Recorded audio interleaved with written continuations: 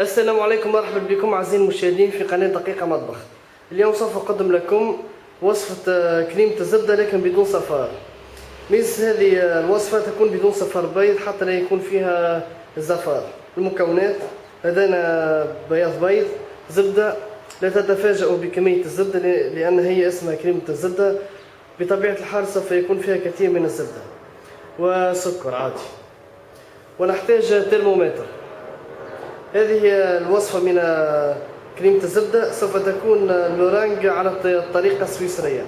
سوف نضع السكر على بياض بيض ثم نخلطه قليل ونضعه على حمام من الماء.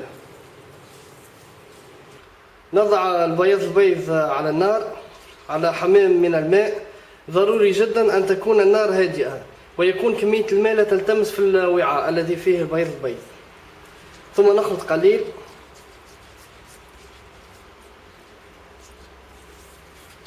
يجب أن تصل درجة حرارة إلى 45 درجة مئوية. الآن بيض البيض وصل إلى درجة حرارة 45 درجة مئوية. معلومة: يجب دائما أن لا نترك البيض على أطراف الوعاء، ويمكننا أن نخاطر بدرجة حرارة البيض بدون ميزان حراري. ناخذ قليل من البيض، نشوف إذا كان هو أصبح سائل وهكذا بهذا الشكل نطفي النار.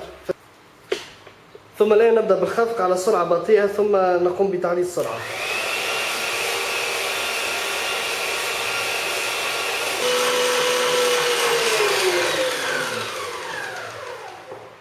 هكذا جيد. معلومة جيدة: حتى تكون الزبدة كريمة الزبدة متماسكة أكثر يجب أن نخفقها 10 دقائق على الأقل، يعني بين 10 و 12 دقيقة. وغيرت إلى العجينة حتى تكون أسرع عندما أضيف الزبدة. الآن نخفق ثم نضيف الزبدة. نخفق على سرعة متوسطة.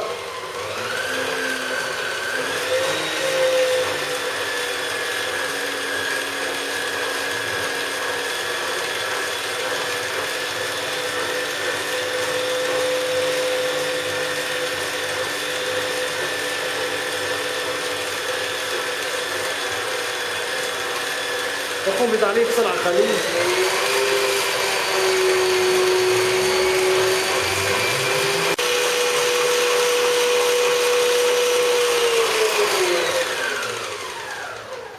هكذا جيد.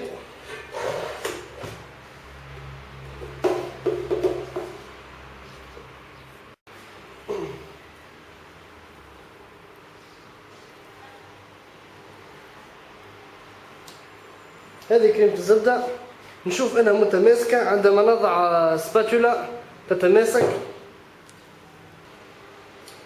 صراحة طعمها لذيذ وخفيفة.